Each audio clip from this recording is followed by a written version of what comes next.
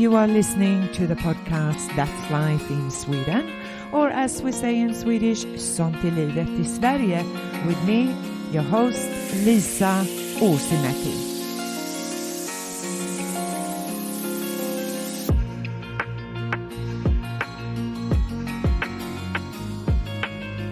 Today I'm welcoming Professor Braden Hill, a Nyungar, Wardandi man from the southwest of Western Australia, and who is the Deputy Vice-Chancellor for Students' Equity and Indigenous at Edith Cowan University in Perth, Western Australia. Professor Hill's research interests include Indigenous education, identity politics, queer identities in education, and transformative learning. Braden Hill, how are you this morning, and welcome to the program. Thank you. I'm doing very, very well. I'm very grateful to be with you. And I will start off by asking you if you can share some about your background to a career in higher education. Yeah, sure. So, look, I was lucky enough as a kid, I think, to go to school where I was able to enjoy myself and develop a really strong love of learning. I think that wasn't always the case, and it's not always the case for other Nyungar students or other Aboriginal people like myself. But I think I really enjoyed a sense of achievement that came with schooling, and I really gained so many wonderful experiences, particularly in primary school. I had some really fantastic teachers that allowed me to be my whole self, and I very rarely encountered the racism or exclusion that many other Aboriginal students tend to face. So I was very fortunate, and I think that's been a really important part of my journey.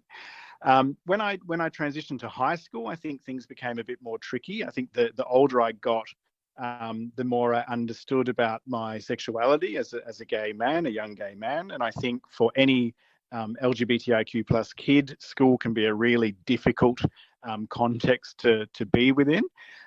So when I kind of reflect back, even though I had some wonderful teachers in high school, I really think that whole getting to know myself and really the whole coming out process kicking off wasn't really great timing. But it's not to say I didn't enjoy school. I just think there was an extra layer of complexity for me as a student, and a lot of research talks about how young queer kids do struggle. So I certainly resonate with that. But that said, I had a really positive experience generally. I had some great teachers. So I feel really fortunate, because I know that's not the case for everybody, and particularly other Aboriginal students. Now, I think when I was going through my high school journey, I became really conscious of how important teachers were to me, and how they were able to give me a real sense of confidence and understanding about myself and where I can go career-wise. I had a wonderful family and community at home who really told me who I was from a cultural point of view, but I think the educational aspect was so important, and that really inspired me to want to be a teacher. And so, through high school, I did my exams to go to university. I was really committed to going down that pathway. But I think what the challenges that I kind of faced meant that I wasn't going to really transition well. I didn't have really great results in my exams. And I kind of felt a bit deflated. I kind of thought, well, there's my dream gone out the window. What am I going to do? And I must admit, some of my teachers were very wonderful, but some of my teachers were also quite discouraging in terms of me going to university. There's often this perception, I think, in Australia that Aboriginal kids are better suited to more vocational pursuits, the kind of hands-on ideas. There's this idea that Aboriginal people are more hands-on learners, and I think that's a real problem that still exists, and I experienced that. But I was really lucky, because I was so passionate about being an educator, and really it was because of an Aboriginal organisation that reached out to me and said, hey, do you still want to go to university? It's still a possibility. And for me, that was so critical. And I always reflect on just how important Aboriginal communities have been to kind of supporting me on my journey, when maybe I haven't seen it elsewhere, if you know what I mean. So that kind of got me into university, if you like. I did an academic preparation program. that gave me the skills I needed. And, I did really well at that. I got into a Bachelor of Education secondary. So I eventually became an English and humanities and social science teacher. And that was still the hardest job I've ever done. Even working within universities, working as a high school teacher, I think it was so enjoyable, but so difficult to do. And when I graduated, there wasn't a lot of jobs going. So I was kind of fortunate that the university sector took me in. And what I was doing there was a lot of curriculum development work. And it's funny that I actually ended up teaching the program that I came through, which I was really pleased about. Because I knew that was a way in which I could work with students who were really heading in a direction that I understood. So from that perspective, really, I stayed in universities ever since. So I went from teaching that kind of program to then being a manager of the centre that ran the program. And that manager job was really amazing in that I got to experience so many aspects of university life and practices and we really had to be across student recruitment all the way through to alumni relations and everything in between. And I think that role, that was the head of an Indigenous centre in a university. So in Australia, of course, we have centres that are committed to that kind of work. And I think that was such a foundational platform for me as to where I am now in my career within the university sector. So I kind of started there. I went to a director role that then picked up equity and inclusion work. And then I'm now moved to Edith Cowan University, where I am now, where I have a similar role at the Pro Vice-Chancellor role. So Pro Vice-Chancellor Equity Indigenous was my previous position, largely responsible for equity, diversity, inclusion, and also Aboriginal stuff at our university. And now I'm in a new role, which is responsible for the overall student experience at ECU. So I'm now the Deputy Vice-Chancellor, Students, Equity and Indigenous, and responsible for, as I said, most of the student experience for us. And we're really proud that we're still the #1 university for overall student experience, public university in Australia. So I'm really grateful to take on that legacy. But yeah, that's kind of, that's my journey into the sector, I think. But it's given me so much, and I'm so grateful to be in a position where I can give back to others. And what an amazing journey. Yeah, it's been fun. Yes, I bet. So your ideas about, so what do you think of higher education in Australia? Look, I think it's going through an interesting time post-COVID, obviously. I think we are in a state of uncertainty around, I think, government priorities about what the sector should be doing and where it should be heading.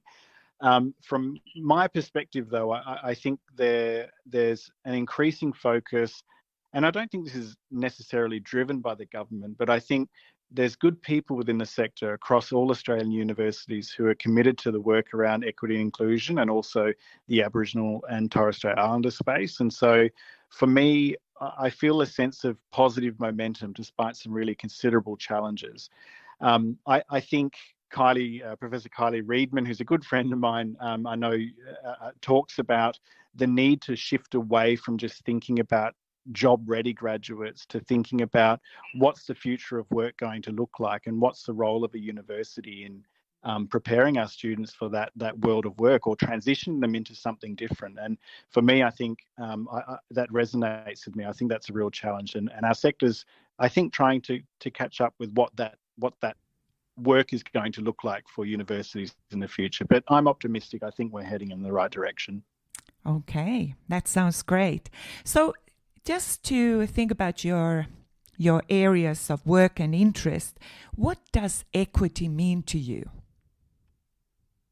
Yeah, so look, I think it's an important question to ask, because I think a lot of people misunderstand the concept of equity, but also they misunderstand, I think, the concept of diversity, the concept of inclusion. I think it's helpful to start with diversity, because I think that's the first thing that people tend to misunderstand. Within an institution or an organisation, diversity really is about what you have. So it's the mix of people, the demographics, the representation you have in a particular space. It's about the differences between individuals within an organisation or learning space, however they may choose to identify. So, you know, when we consider people's identities, we're talking about their professional and personal identity, and how that then shapes the way they perceive themselves, but also the way people perceive them. Inclusion, on the other hand, is a little bit different, because inclusion, I believe, is what you do. It's an action. It results in a variety of people, I think. It's actions that result, in a variety of people having voice and power and having decision-making authority within educational spaces. And I think that that's missing in the sector. You asked me about what I think about the sector. I think we don't have a diversity of voices at the table, making, you know, setting the strategic vision, setting what the experience should be like for students. And that we need to work harder at that. But I think inclusive organisations and educational spaces are where people feel valued and fully respected for who they are. But as I say, feel like they have access to the opportunities and resources that can really give them the sense that they're contributing to something bigger than themselves, that's always going to be open and inclusive for people like themselves. So I think for me, that's really, really critical. Equity, though, when I think about equity, while diversity is what you have and inclusion is what you do, equity is about what people need. And what I mean by this is that equity is about giving learners, giving professionals, what is needed for them to equally and meaningfully engage in life, in work, or in study. These can be practices, these can be actions or initiatives that identify the ways we can address and remedy structural inequality. But a lot of people think it's just about treating people equally, but it's not. It's about understanding where resources need to be reprioritised, where greater support is required. And so I think that's a really important thing for people to grapple with and understand. And so which one do you think is the most challenging to implement? Look, I think equity work is the really tricky part, because unfortunately people feel like if you're prioritising resources to particular communities, people feel like they're losing out on something. And I think that's the difficult part. People are okay with diversity, because I think, and people are okay broadly with inclusion, but I think where you identify that there are some communities who require that little bit more to be able to engage equally, I think that's where we start to see some of the problems. So for me, I think, you know, we have in Australia more than 22,000 Indigenous students studying across Australia's universities. It wasn't probably until, I think it's in the late 1950s, where we actually started to see Aboriginal people come into the university system and graduate. Now, over time, what we've done is gone, okay, we can see there's a big gap here.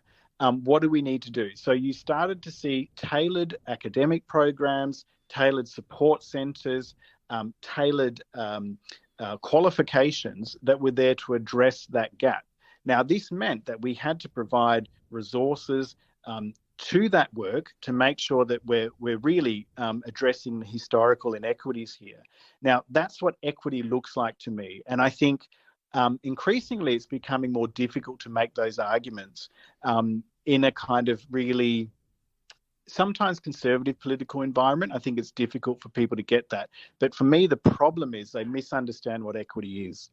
The idea that you're going to miss out on something is something we need to address. I mean, people seem to feel like if we're uplifting one group, then we're taking away from another, but it's not a zero-sum game. And I think people need to understand that.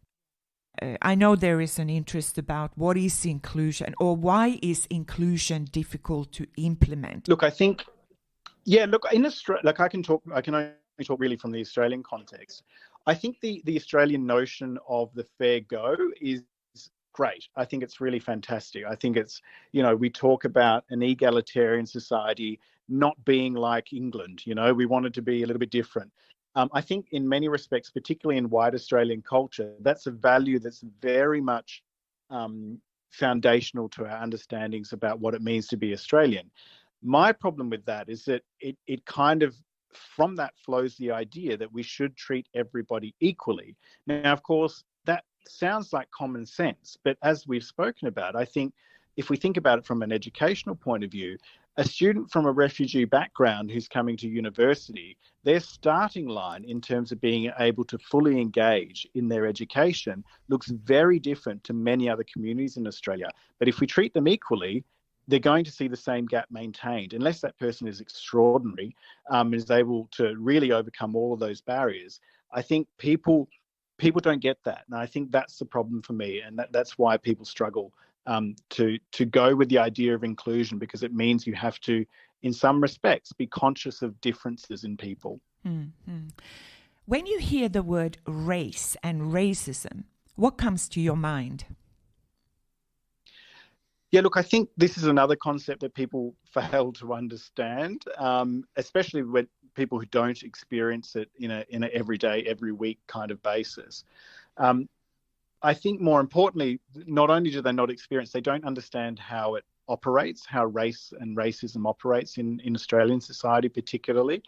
I think people see racism still as something that happens at a one-to-one interpersonal level. It's the name calling, it's the kind of, the human to human interaction. But they don't see it as one that operates at, almost at the civilizational level, at the societal level, at the institutional level. They just see it as kind of the name calling piece. And I think that's a real problem because it makes it difficult to see. So I think about, the microaggressions that some of my Indigenous colleagues face within their work within the higher education sector. Non-Indigenous people can't even see the problem with some of the things that they say and some of the things that they do because it's something they don't recognise beyond the interpersonal. So for me, that's really important for people to be conscious of. But I think what people who don't experience racism don't understand is that it comes in so many forms, and it can be so slight, but it's kind of like a death by 1,000 cuts things that is invisible to a lot of people. And people will kind of say, well, I have an Aboriginal friend. They say they don't experience racism. But when you delve things a little bit deeper, you start to understand the ways in which racism works in very pernicious, quiet ways. And I think that's the problem. So really, when it comes to education, I think the idea of giving everybody a fair go really erases or makes it invisible the kinds of barriers that you face. So I remember, as wonderful as my schooling was, I remember when I was in primary school, the first time being called something not very nice by another student. And I remember feeling very upset and hurt by it. And the teacher kind of, saying, oh, it's okay, don't worry about it. But I knew it was something that wasn't right. And I remember walking away feeling victimized, but different for the first time. And I think racism enforced my idea of being different, but not in a positive way. Mm-hmm. There is, from my understanding in Australia, I'm curious about finding out, well, what is the difference between an Indigenous person and an Aboriginal person? Yeah, so it's funny. There's no difference. It's just a matter of terminology. So in Australia, defining Indigenous people is a little bit complicated. There's a history to it, and there's a lot of sensitivities about naming, largely because the term Indigenous and the term Aboriginal, they're not Aboriginal concepts and not Aboriginal words themselves, if you know what I mean. So as I said, I'm a Wardandi Nyungar, which means I'm a Nyungar person from the southwest of Western Australia. That would be how I would ideally identify. But, for non-Indigenous communities and other communities, it's easier politically for me to be able to say that I'm an Aboriginal person, or I'm, an Indigenous Australian, if you like. Probably the most common way of defining it really is as Aboriginal for people who are Indigenous to the Australian mainland continent. And then the other major Indigenous group in Australia are the Torres Strait Islanders, which is kind of a collective name given to a cluster of islands off North Queensland. And they're the two recognised Indigenous groups in Australia. So the other concept, I think, is probably First Nations that we're starting to hear. And this particularly recognises Aboriginal and Torres Strait Islander people, so those two groups, as being, the first sovereign peoples of the continent of Australia. The term Indigenous you mentioned is still used, but it really did come from the United Nations and also the Australian government, where there was really an attempt to find a term that really united around Indigenous identities globally. But I think that's a bit old-fashioned now, even though I have it in my title. I think a lot of Aboriginal people tend to not refer to themselves as Indigenous. They will refer to themselves as where they come from. So, whether they're a Koori or a Murri or a Wongai or a Nyungar like myself, these are the concepts that we actually identify by. But Aboriginal and Torres Strait Islander or First Nations are probably the most commonly used and well understood. So in short, there's no difference between an Indigenous person or an Aboriginal person. Okay. Now, what I wanted to do was relate that back to when you were experiencing you being called something. Where was it? Yep. So when you experienced this sense like not being valued, were you very young? It was in primary. Yes. So I would have been 8 years of age, I believe. Yeah. Yeah. So I think I remember sometimes it's not so much about the word that's said, but it's more about the body language, the tone. And I remember so the word that was used was bung. Now, the term bung is a very nasty, very, very nasty term that's applied to Aboriginal people in Australia. And at the time, I didn't understand what it was, but I remember feeling a sense of aggression. And, I was a pretty popular kid. I didn't know who these kids were. They were in a year older than I was. But I remember saying to Mum when I got home, Mum, what's a bung? And I can see I still remember the kind of shock on her face, the concern on her face. And when she described to me that, well, sometimes that's a term that people want to use when they want to upset Aboriginal people. That made me realise that, and I think it was important for me to know that.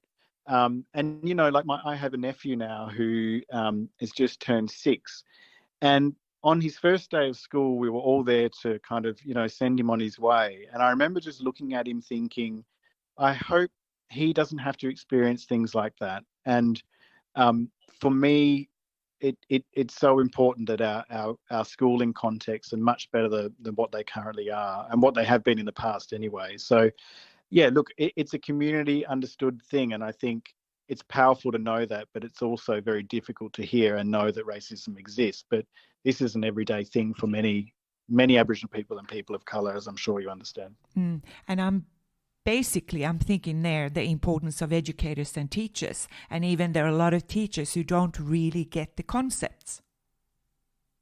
No, absolutely. I think, I think a lot of schools of education are very heavily governed around what it is that they can and can't teach, and very regulated.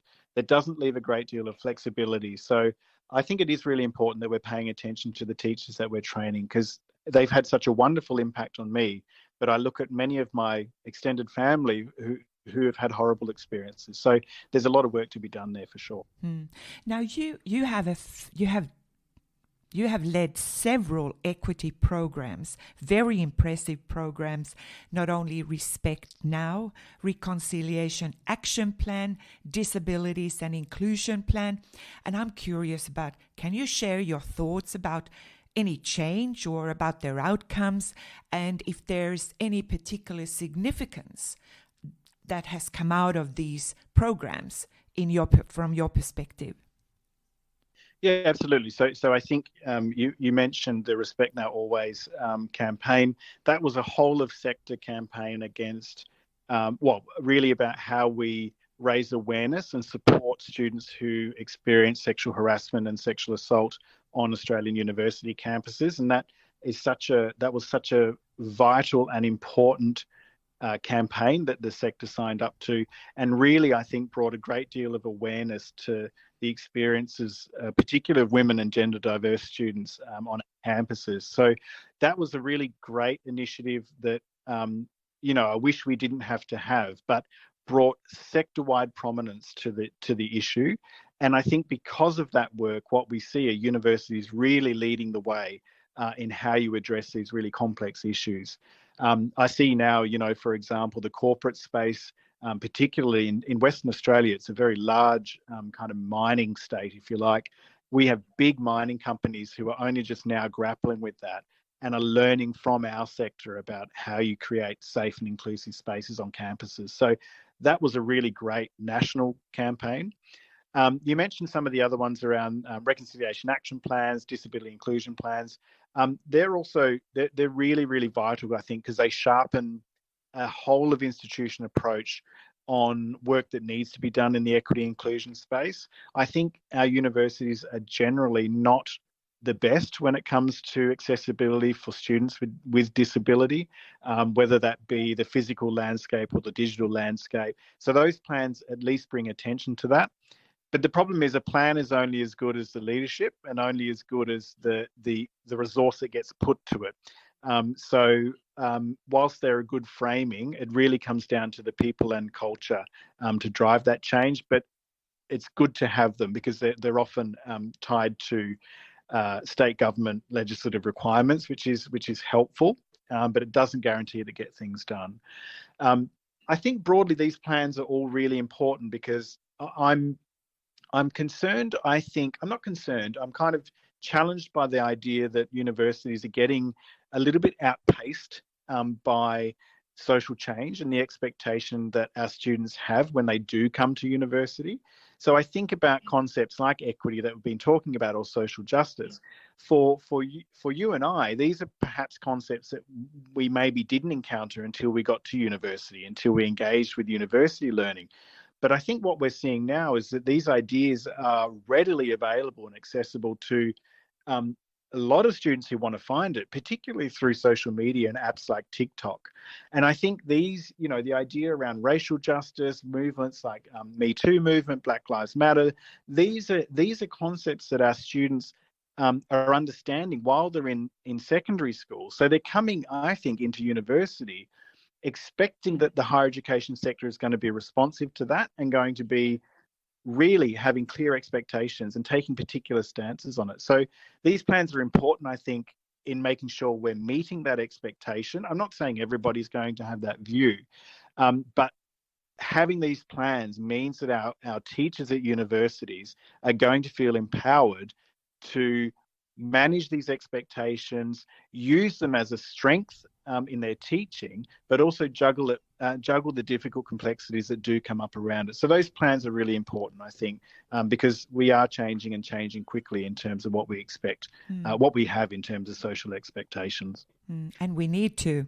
Now, you also are involved with the research, or a research project called Breaking the Silence. Can you talk a little bit about that? Yeah, so Breaking the Silence was a research project that I led, one of the first of its kind, really, to look at the experiences of Indigenous LGBTQIA+ people living in Australia, particularly focused in the state of Western Australia. And what that did was look at Indigenous queer people's experiences when they're accessing health and education. And I'm really proud of that project because it was the first to start building an evidence base about the challenges and opportunities that Indigenous queer people face in their life and on their educational journeys. But it was very focused around health because that's where it's significant need. So for me, that was amazing because it did spark a range of other research projects that are now in the works that are really sharpening our understanding about that particular community, a community that I'm obviously very passionate about and very much a part of.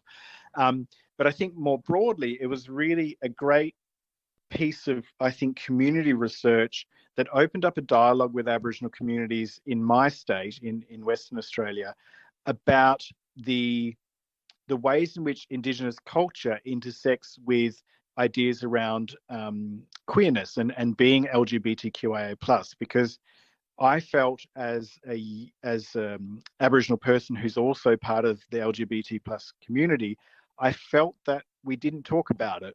I felt like there was a real silence about it.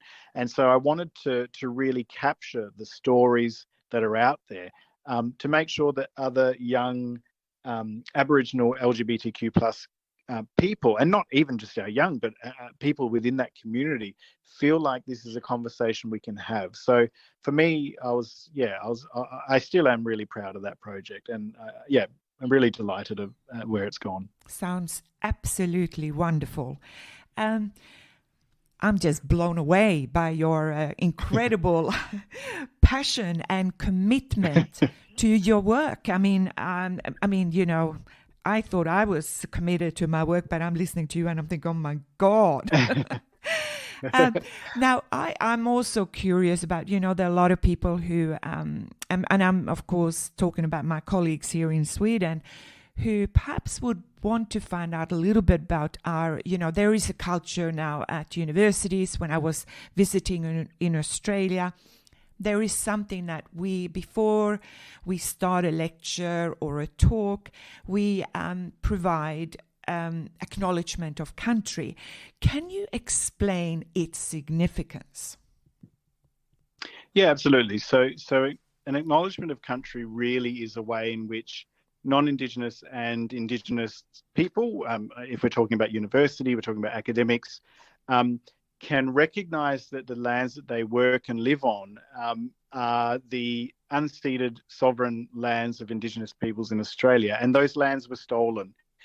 So I think a lot of people see it as a kind of so-called tick and flick thing, something that you have to do, and it might seem a bit trivial. But what's really important is that it's an educative tool for students and faculty, really, who I think are unfamiliar with Australia's history, to be prompted to think more deeply about colonisation and racism, and, you know, the dispossession of land, the dispossession of knowledges, etc.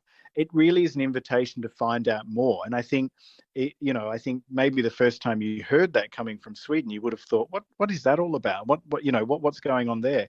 It should spark an interest in people to learn more. And I think I remember thinking, maybe this is going to become a little bit trivial over time. But a lot of research is finding that these things matter. So an acknowledgement of country matter, a flag flying matters, seeing representation of culture in spaces are really ways in which students particularly and staff get a sense of belonging when they come from marginalised communities. So yeah, the acknowledgement of country is a really subtle but important way of recognising that whilst we call this place Australia, it had a name well before English arrival. So it's really about a reminder of that for people who are working and living on our land. And of course, currently in Australia, or just before I left Australia, there's a lot of talk about the Uluru Statement of the Heart. What is the significance of that? So the Uluru Statement from the Heart, the name Uluru is the Aboriginal name for the big rock in the middle of the country that I guess used to be known as Ayers Rock. But the Uluru Statement came out of a real desire from many Aboriginal people to have greater involvement and inclusion in the development of legislation and policies that impact Aboriginal people that come from the government. I think, in the past, the Australian government and state governments around Australia have done some pretty horrible things towards Indigenous communities. The stolen generation, taking children away from their families. What this attempts to do is try and not repeat the past by ensuring that Indigenous peoples have a voice into the policies and programs that impact them. I also think the other really important thing about it is that it starts off a conversation about truth-telling, about telling the truth about our history, our shared history, and probably more importantly, the disproportionate impact that our history has negatively had on Aboriginal people in Australia. So that's a really important piece. And then, of course, there are conversations about treaties and the prospect of treaties between Aboriginal groups in Australia, the Australian Commonwealth or state governments. That is something that's really celebrated in Aotearoa in New Zealand. The Treaty of Waitangi is a really foundational document. So the Uluru Statement really brought together hundreds of Aboriginal people, leaders from throughout the country, that gave a coherent statement to the government saying we deserve to be included in shaping our own futures. And I think that's such a powerful thing, and really it's unheard of in politics for such diverse groups of people to come together and have a single view. The caveat here is that, of course, the devil is in the detail, and I think some Aboriginal communities are really keen to see how this actually plays out. And so, of course, not all Aboriginal people think the same, not all Aboriginal people support it necessarily, but it's a really immense step, I think, in the right direction around better relationships between Indigenous and non-Indigenous Australia. So do you think reconciliation is possible in Australia? Well, that's a hard question. I know. We have to finish with something difficult. We do. Look, I think. Let me put it this way. I think education is really critical in any reconciliation process. The way we tend to understand reconciliation is about, a concept of two conflicting parties coming together. For me, the issue I have with reconciliation is that I'm not sure that Indigenous peoples have much work to do in terms of the heavy lifting in reconciling the wrongs of the past. But I do think reconciliation in terms of truth-telling is important because, as I said, Australians just know so little about their own history, especially when it's relating to Indigenous people. But look, there's a long way to go. I think education is really critical. I think I don't know if I'll see it in my lifetime, but reconciliation as a concept is important in moving things forward. And I'm encouraged. I'm especially encouraged by the wonderful work that Indigenous people are doing to lead efforts to improve outcomes for our communities, particularly in education. And whether it be Indigenous or non-Indigenous people, I really believe that education is the path to reconciliation, whatever that might look like and whenever that might happen. So is there anything you would like to add to the conversation that I haven't brought up, but that is of particular importance to you? I think it's really interesting talking to you from a global perspective, somebody who's been to Australia and visited. I think globally, we have a lot to learn about the relationship between colonial societies and Indigenous societies. I think I'm always surprised by American students who will come to Australia, or students from a lot of countries who come to Australia saying, oh, we don't know anything about Indigenous anything in the country that we come from. We're so grateful to learn about, Indigenous Australia. And I always find that really interesting that we often don't reflect on our own backyards, and I think that's I'm really interested in your thoughts about what that would mean for people coming from societies who do have Indigenous populations, Indigenous histories, because I'm always interested that people discover the impact of colonisation in Australia, but don't think about it in a global context. And my example is my husband, who's French. I think when he came to Australia was the first time he realised the impact that French colonisation had on communities throughout the globe. And it was only his engagement with the Australian dynamic that he began to reflect on that. So, yeah, I think there's a real global discussion. And I'm interested in your thoughts from a global perspective. I mean, how do we have this dialogue globally? Yes, this is definitely an important area of discussion and that needs to be continued globally. Thank you so much, Braden, for your time and generosity in sharing with us your research and your perspectives. Thanks very much, Lisa. It's been great. And you have been listening to Sånt är livet I Sverige, or as we would say in English, That's Life in Sweden, with me, Lisa Åsemäki. Till next time, take care of yourself and each others. Bye for now.